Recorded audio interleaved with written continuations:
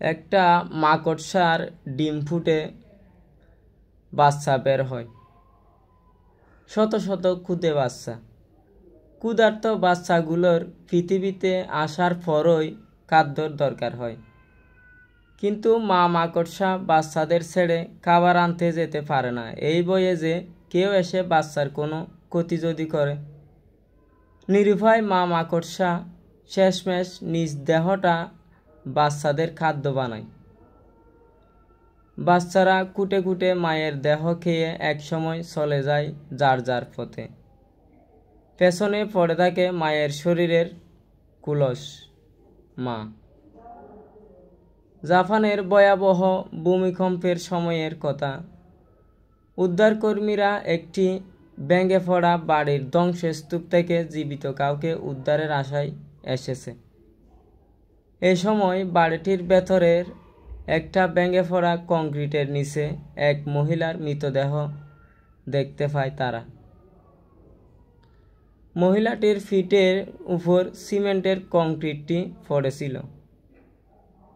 মহিলাটি হাঁটু গেড়ে মাটিতে উবু হয়ে বসে আছেন, যেন কংক্রিটের আঘাত থেকে কিছুকে আড়াল করে রক্ষা করার চেষ্টা করতেছে মহিলা। রেস্কিউ টিম কংক্রিট কেটে মহিলার মৃতদেহের উপর করলে ভেতরে পাওয়া যায় 1 বছর বয়সী এক বাচ্চা, ফুটফুটে বাচ্চা। মা সন্তানকে রক্ষার জন্য এভাবে সন্তানকে ডেকে উবু হয়ে রয়েছিলেন, যাতে কংক্রিট ভেঙে মায়ের পিঠে পড়ে সন্তান যাতে তবুও বাঁচে। শহরের কোনো এক বৃদ্ধাশ্রমে সকালের দৃশ্য। বিদেশ ফেরত এক সন্তান তার অসুস্থ বৃদ্ধা মাকে বৃদ্ধাশ্রমে এনে 5,000 টাকা ধরিয়ে দেন বৃদ্ধাশ্রমের কর্মীদের তার মাকে জায়গা দেওয়ার জন্য। সেদিন রাতে বৃদ্ধার মৃত্যু হয়। বৃদ্ধাশ্রম থেকে বৃদ্ধার ছেলেকে খবর দেয়া হয় যে মা মারা গেছে। ছেলে ছুটে আসে এই খবর পেয়ে। কেন? মায়ের প্রতি ভালোবাসার জন্য? না, বৃদ্ধার ছেলে মায়ের লাশ ঠিক মতো না দেখেই বৃদ্ধাশ্রমের ম্যানেজারকে ঘুষ অফার করে, আপনাকে আমি 20,000 টাকা দেব, আপনি শুধু পুলিশ জিজ্ঞাসাবাদ করতে এলে বলবেন এই মহিলাকে আপনি রাস্তার উপর মৃত পেয়েছেন। বলবেন না আমি ওনাকে কাল এখানে এনে রেখেছি। সেদিনও ওই কুলাঙ্গার সন্তানের কথা শুনে বৃদ্ধাশ্রমের ম্যানেজার বোবা হয়ে গিয়েছিল। মৃত মায়ের লাশের দায়িত্ব নিতে পারে না এমন ছেলেও কি আছে? হৃদয়পুর রেল স্টেশনের শীতের রাতের সেই ঘটনা। সেবার খুব শীত পড়েছিল। বৃদ্ধা মা ছেলেকে নিয়ে থাকে প্ল্যাটফর্মে। এত দরিদ্র যে শীতে গায়ে দেওয়ার মতো কাঁথা মাত্র একটা। নিউমোনিয়ায় আক্রান্ত বৃদ্ধা প্রতিদিনের মতো ছেলে কাজ সেরে এসে মায়ের গায়ে কাঁথাটা টেনে দিয়ে নিজে শুয়ে পড়ল। শীতে টক টক করে কাঁপতে কাঁপতে সকালে সে বৃদ্ধা শীতে মৃত পাওয়া গেল।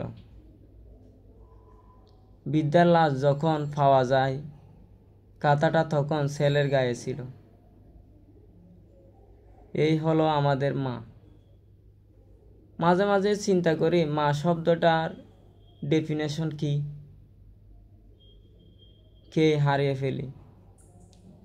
পাথরের তলায় পৌঁছানো যাবে, দূরের গ্যালাক্সি ভ্রমণ করা যাবে, কিন্তু মা নামক মানুষটার ভালোবাসার কোনো তৈ পাওয়া যাবে না।